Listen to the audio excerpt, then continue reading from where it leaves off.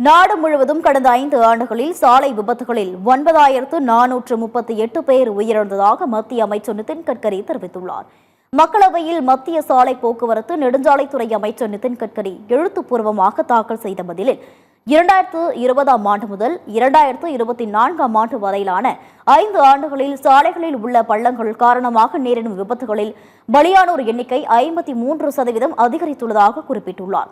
2020ஆம் ஆண்டில் 1555 பேரும் 2021ஆம் ஆண்டில் 1481 பேரும் 2022ஆம் ஆண்டில் 1856 பேரும் மரணமடைந்ததாக மத்திய அமைச்சர் நிதின் கட்கரி கூறியுள்ளார்.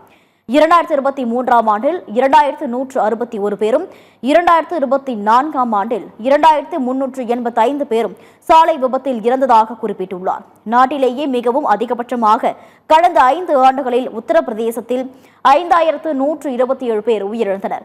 இதற்கடுத்து மத்திய பிரதேசத்தில் 969 பேரும், தமிழகத்தில் 612 பேரும், பஞ்சாபில் 414 பேரும் மரணமடைந்தனர் என்றும் மத்திய அமைச்சர் நிதின் கட்கரி கூறியுள்ளார்.